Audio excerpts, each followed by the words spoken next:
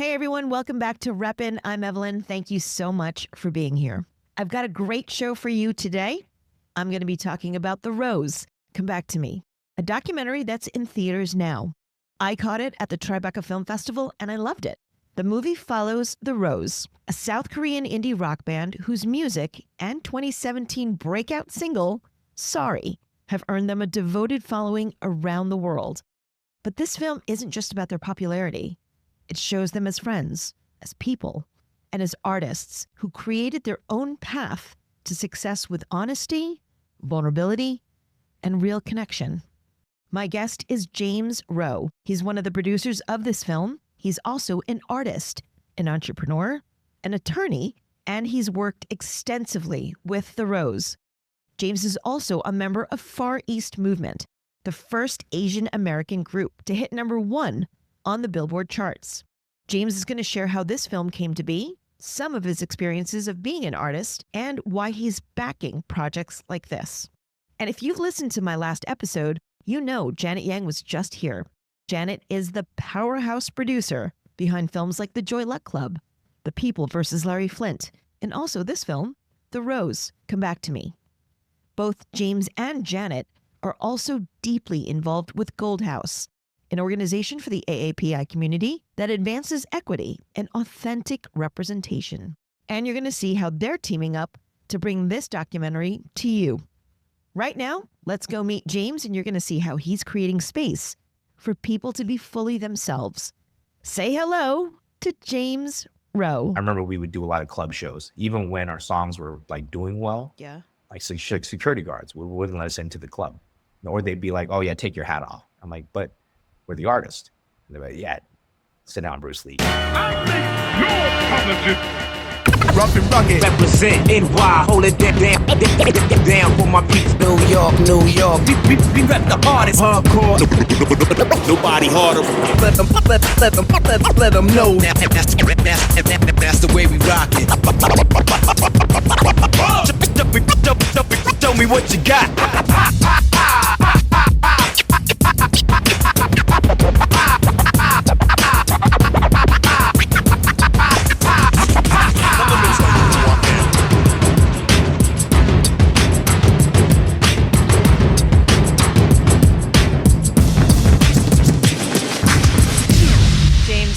Thank you so much for being here. How are you? You're obviously in better weather. Yeah, no, I mean, you got to be thankful for the blessings of whatever you have, right? I have so much to talk to you about. First and foremost, tell me a little bit about The Rose, the documentary, your part in it, why you wanted to be a part of this project.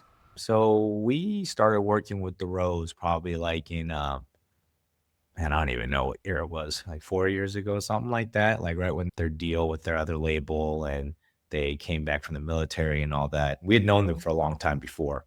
You'll hear all the backstory if you watch the movie. They're very talented individuals. I really enjoy working with them. And I actually didn't know if a movie was in the cards per se, though. Why? You got some powerhouse producers. Yeah, I mean, I think that's the biggest part about it, right? We were in a studio session, and the guys had made this record called Eclipse. They were talking about how they wanted like a powerful female, like speech or something like that. Okay. To start off the song about empowerment. I told them, I was like, well, what about Michelle Yeoh? And then her speech at the Oscars. That was amazing. You know, it's not only just about women, but it's about age. It's about a lot of things. And so I played it for them. It's funny. They actually didn't know because they. What do you mean they didn't know? They're so not. They don't know anything about like celebrity culture or any of that kind of stuff. They're like in their own little bubble. That's so funny because they're like huge celebrities.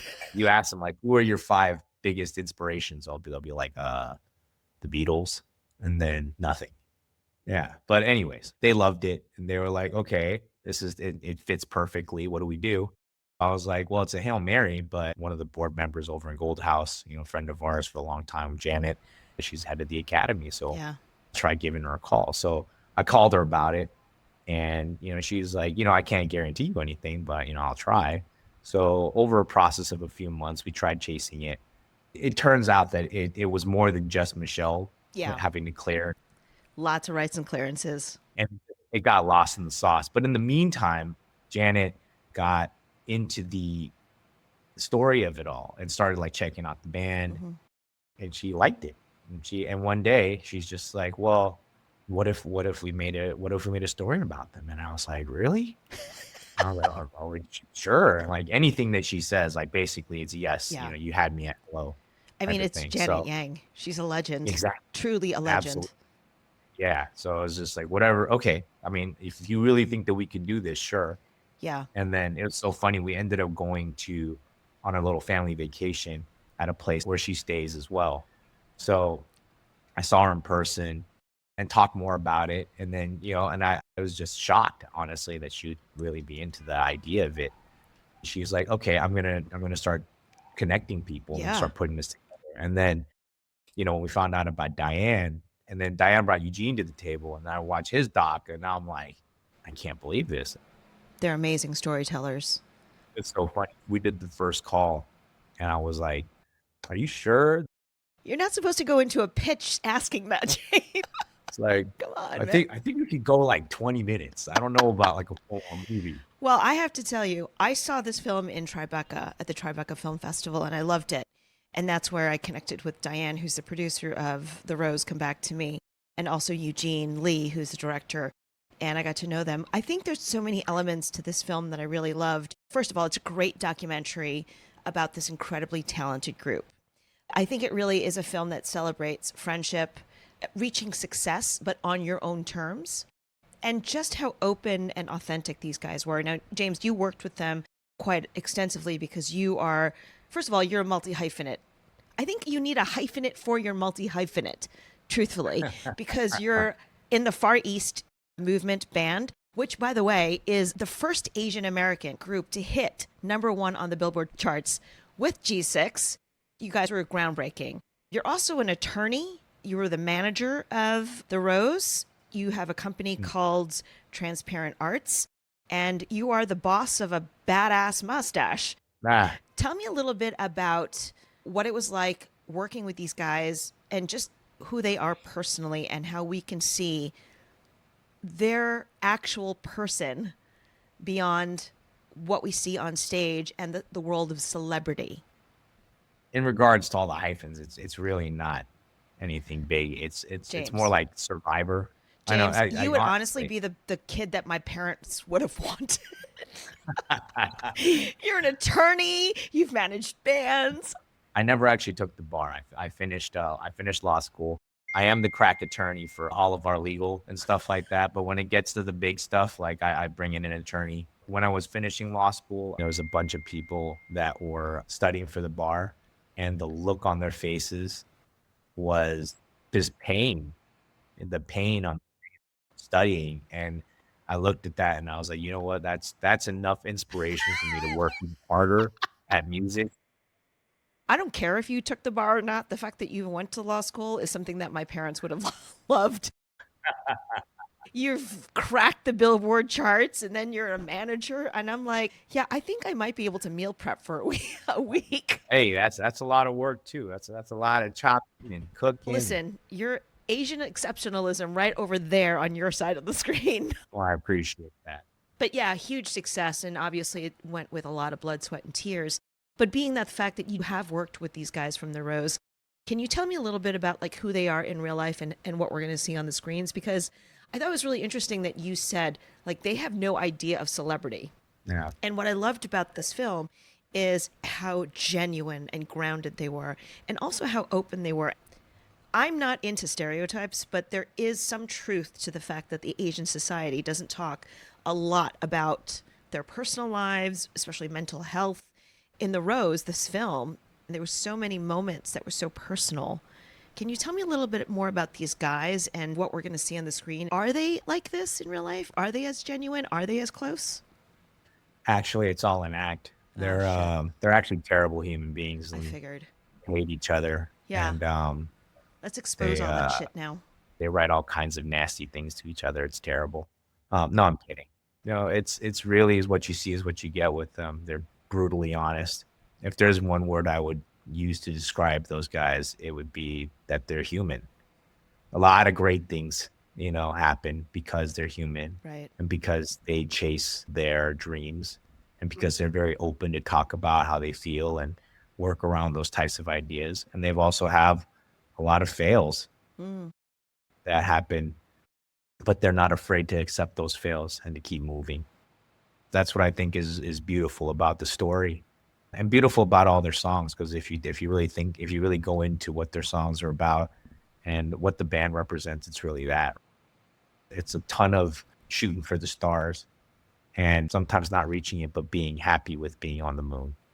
Oh, that's great. Yeah. That's really beautiful.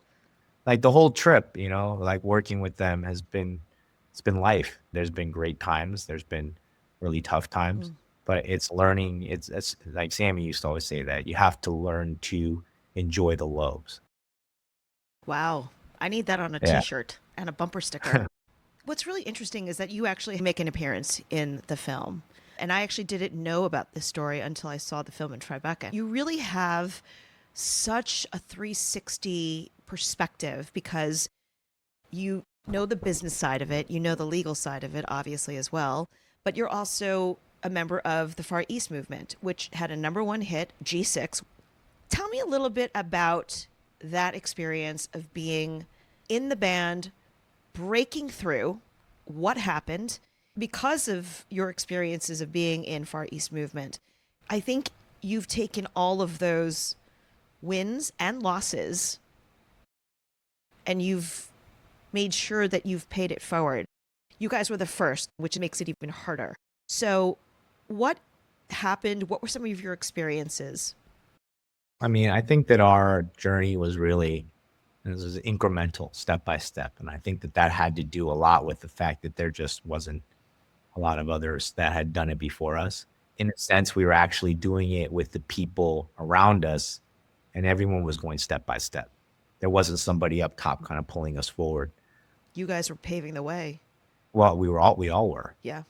Every year we would kind of have incremental goals. Whether we'd reach them or not is another thing, but we would have goals like, okay, we're going to get a song on a soundtrack. Okay, we're going to try to get a song on the radio, make sure that we can go full time this year, that, and like every year there was something. And then, we didn't hit any of our goals for probably the first 10 years.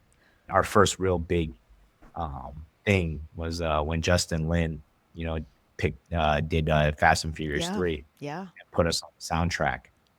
That was a huge moment for us. We spent some of the money on doing a video. We branded as much as we could. And during that time, they paid good advances for those types of things. Yeah. So we went full time. And, we're going to do it. Now we have everybody, we don't have to do these jobs. Some of the guys were working literally 9 to 5, and we'd be in the studio every day till 6 a.m. Oh, wow. And it was brutal. But yeah, we that money lasted us for 10 months. Okay. And then when the money ran out, we were like, something's going to happen. God will save us. But it didn't happen, and Right. then just learning to deal with those failures also was a part of it. When it did start picking up, we had a song called Low Riding that got on, and You Got a Friend that got on Power 106. Shouts out to E-Man for looking out and supporting us. Also part of the Asian American community. And then later, this guy that we had been chasing for years to work with us named Bruno Mars called us with a record. I hope he that did something with his life. Yeah. I haven't heard about him. I don't know. I lately. just hope he's okay. But good that Yeah, you got yeah. him. Yeah. So he actually came up with the hook for our first big hit, which was Girls on the Dance Floor. Yeah. And then so we wrote our record together, and then that one really changed our lives. And then it was funny, we signed our deal with Interscope and everything, and then we had G6, which we recorded a while back, and we had done 18 different versions of that record.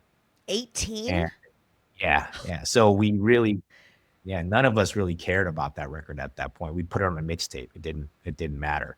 And then, but this song just kept popping up. Right. And then our A&R one day was like, hey, this song's really doing something. You guys, maybe we should put this one out. And we're like, no, we have Rocketeer. So we're like, no, we're going to go with Rocketeer after Girls on the Dance Floor kind of slows down. Yeah. And he's like, I don't know, man. We should probably do this one. And yeah, it stuck its neck out and did its own thing. That's why I always tell artists like that are worried about leaks and things like that. I'm like, You don't know. don't worry. Cause like we had our song out for 2 years. People consumed it for free for 2 years and we still sold 7 million records. Like it's like a record that's beautiful and does its thing. Like the world will show you what it's worth. It's really not up to you. But the interesting part was that because it was something that we were unprepared for, something that we didn't really understand that it would do any of that. And also just because we'd been doing this for 12 years, after a while, you just kind of like every day is every day. As it reached up and it hit its height, we were so busy like working and thinking about the next thing and trying to make money and trying to pay off our debts and doing all that we never really celebrated the moment. I remember like the day that we hit number 1, we were in Calgary, and then Interscope sent us like a huge bottle of champagne.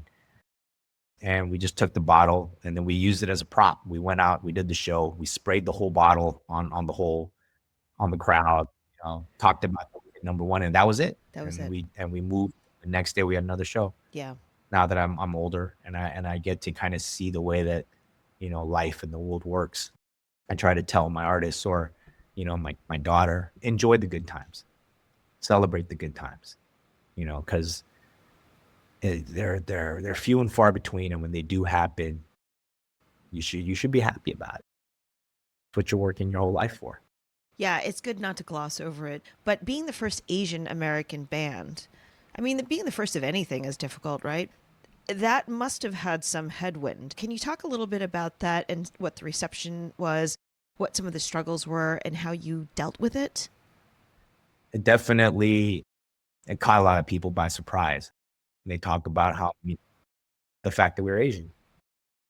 The beautiful thing about music, or bad thing, depends on how you look at it, is the fact that it doesn't necessarily need a visual. And especially during that time when the internet was there, but it wasn't as prevalent as it is now, and radio was so important.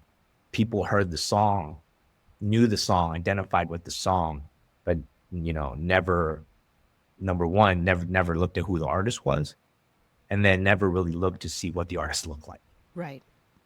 So later, when the music started to go, when the song started to go, we would work on branding ourselves with the song.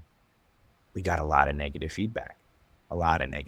Because you were Asian. I remember, yeah. I mean, at the time, being an Asian American artist, being an Asian American rapper, it was very. It was like not even heard of. I mean, there was a few.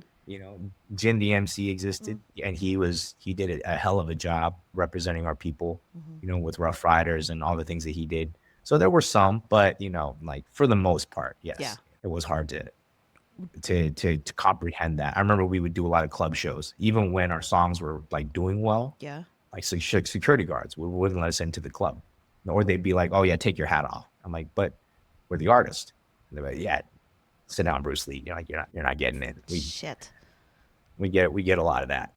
We got a lot of pushback. I remember we went on tour with Lil Wayne and Rick Ross. We were big fans of those guys. Yeah. But it turns out that our music doesn't necessarily fit in like the real hip hop veins as much. It was a very bad mistake on our end. Although we had a great time hanging out with those guys and they're super nice people. But yeah, like after we do our shows, we'd go on social media, see the reception, and like, Twitter would just go crazy on us. Like in a bad way. Yeah, a lot of racist comments, a lot of like ignorant responses to us. And, can't say it didn't hurt.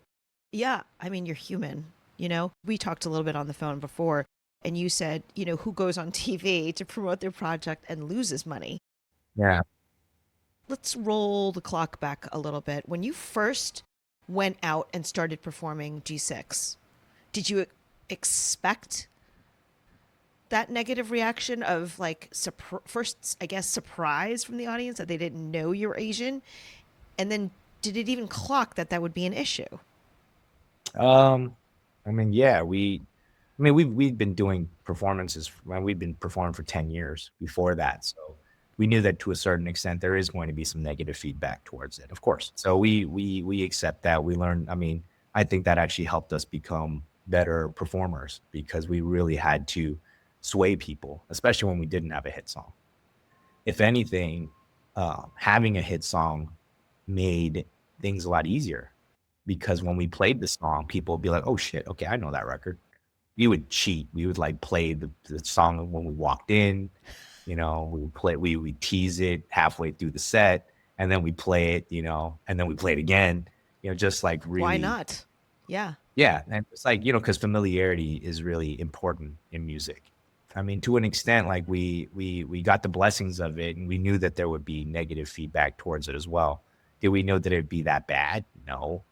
Right. Doing, Jay Leno at the time or Conan or something, and then looking at, once again, Twitter or Facebook, and those were saying like, oh my God, that's why it's Far East Movement. Oh, I never knew. Oh, and then watching our follower counts go down or things like that, and like watching us on charting where we're, when you go on TV, you're supposed to jump up, and like it did not do that. It went the other way. Yeah. Oh my God. Yeah. What are you gonna do? Good and bad, right? Yin and yang. How do you take that? The entertainment industry, I mean, I can't really speak for music as much, but I'm assuming it's similar. It parallels television and film.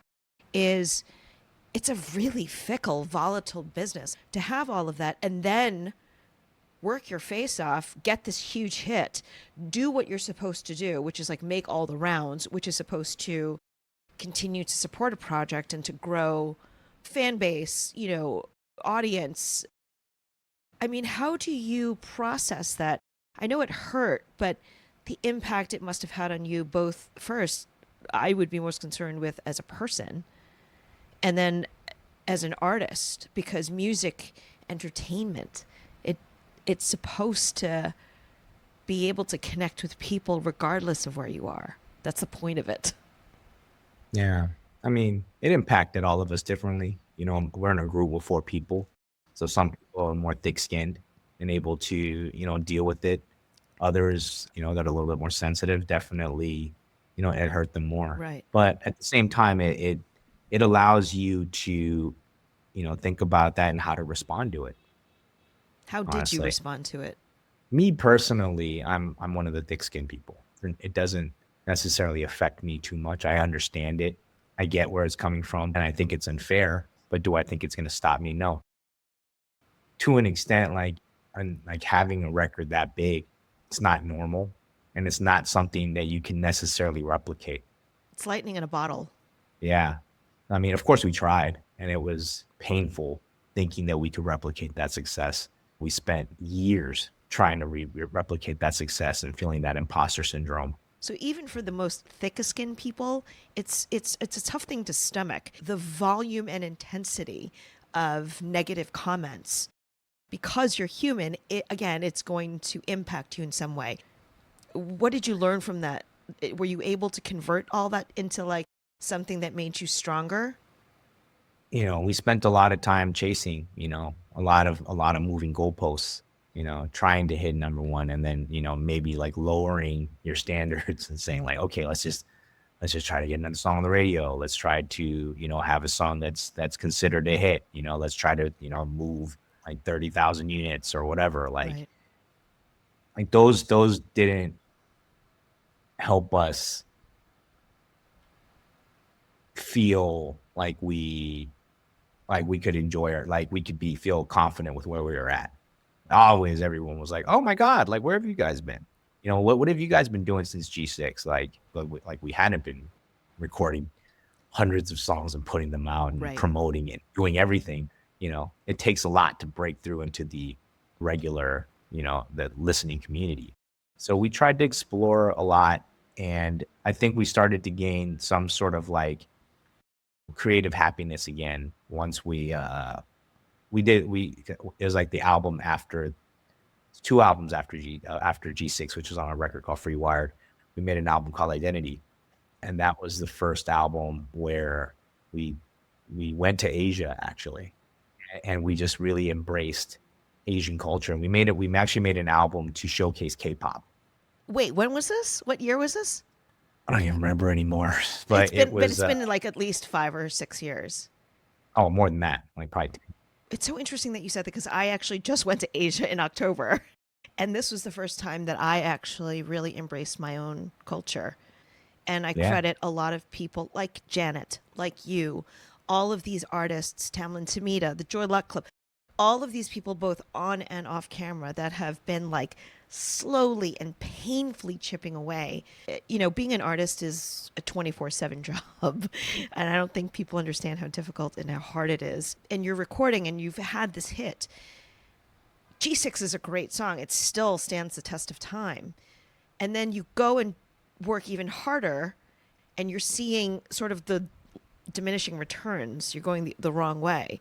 Do you think racism did have a big part of you not being able to have a follow-up that was on the radio that was deserving? I mean, maybe a little bit, but Okay.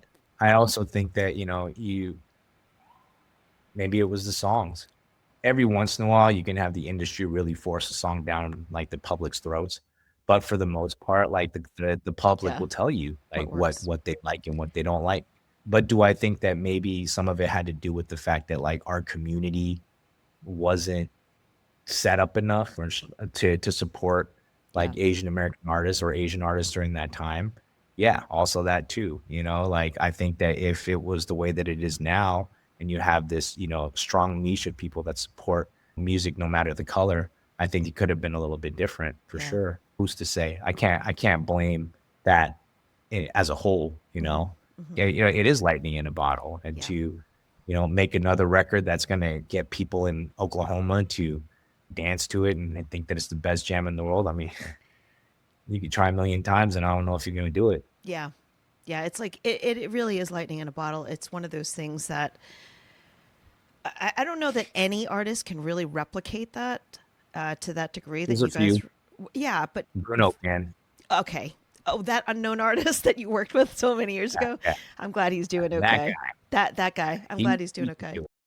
A lot of the themes that I deal with on this show is about making sure that you own your own story and you don't let someone else tell you what you're supposed to do or who you are or what you're supposed to be. And I think in this case, James, and tell me if you agree or not, you're in a very extreme, concrete situation where the world is telling you we don't like you because we didn't expect you guys to be Asian, but we love the song. The song was successful before they actually can see you. How did you kind of hold on to not being torn down?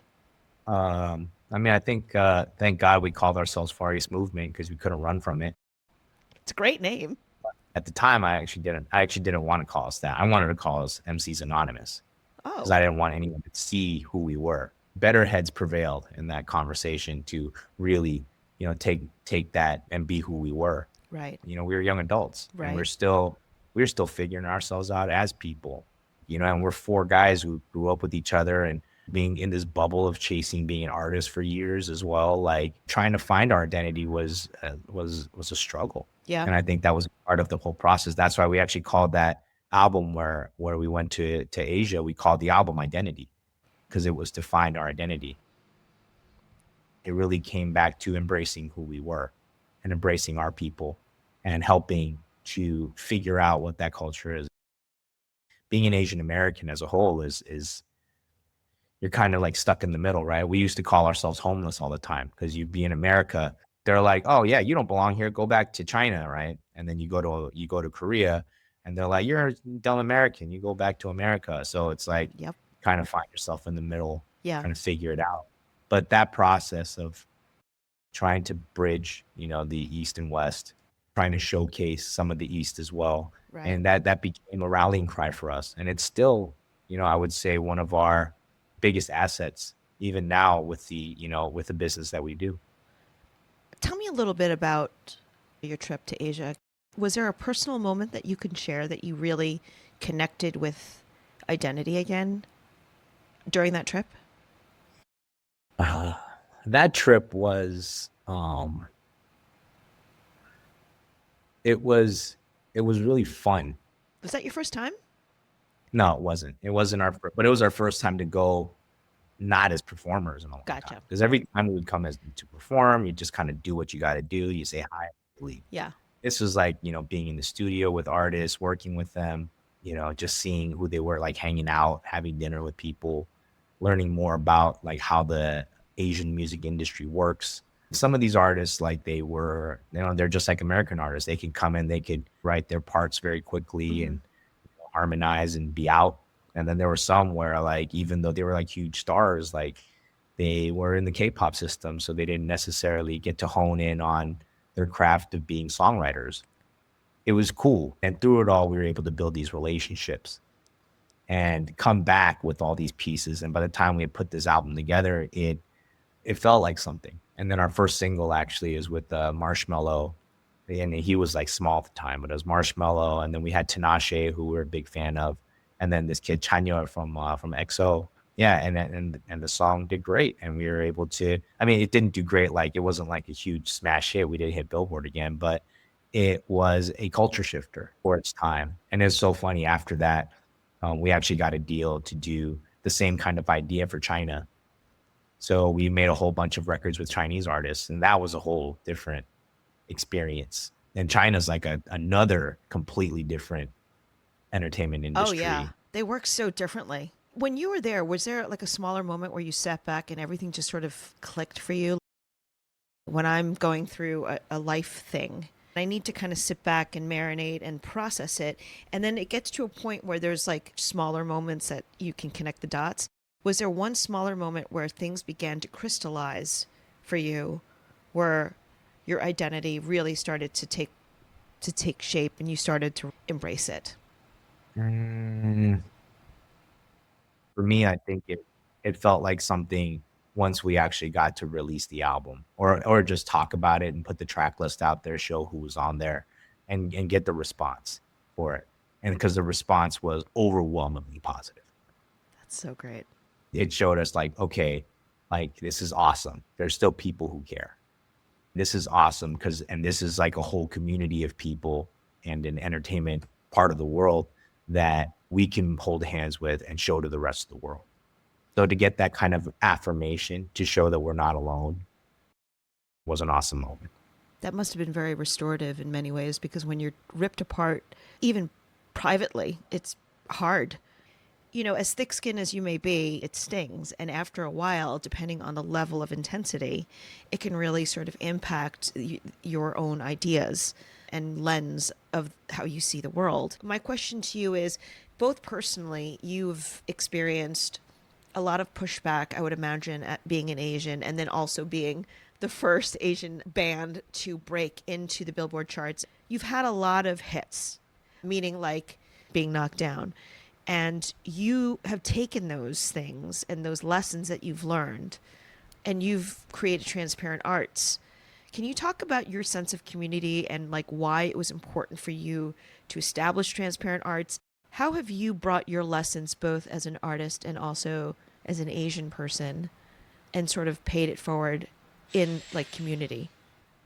Community is just, it's what I've grown up in. My parents are actually both, they were very active in the community. My dad was a conductor and a music director for like a Korean churches in LA, especially. It's like the church radio and the newspapers, basically you can hit everybody like that. So he would be doing a lot of that stuff, conducting choirs. And then my mom had a piano school and she had a children's choir as well. So there was community every day and all these different people, supporting small businesses, supporting music. So, I mean, that was always ingrained in my heart. And then our career, I was saying it before, we would have nothing if it wasn't for our people.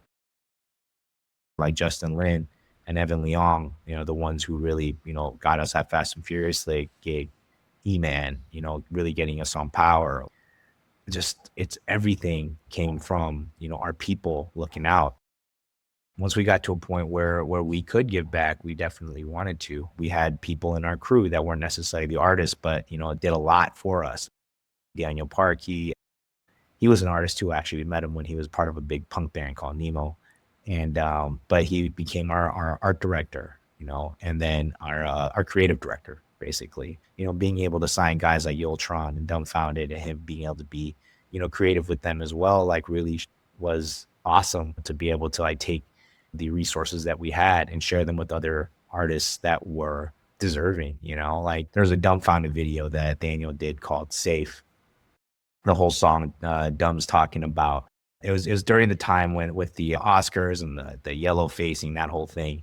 And he wanted to make a statement about that. So him and D came up with this idea of just face swap him into all the classic movies. So you'll see Dumb's face in like as John Travolta in Pulp Fiction, or as Patrick Swayze in Ghost, or as Paul Walker in Fast and Furious, and it is hilarious. But during that time, and that doesn't sound, it sounds like a great idea, but with the time of AI, it's like, you know, face swap easy. Yeah. But during that time, you literally had to cut everyone's face out of every frame and put Dumb's face on there. That's like so much work. It was a labor of love. Yeah. And Daniel and Jay on, those two, they really just you know, put that work in it. And I think it's a statement. It's a piece of our culture. So that was really cool. We also made a company with Wong Productions during that time, ISA, International Secret Agents.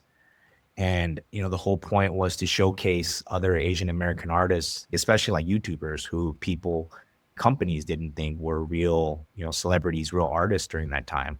So we would throw these concerts with people, like whether it was like a, you know, Tim De La Ghetto or Ryan Higa or Kev Jumbo or the Quest Crew or any of those guys.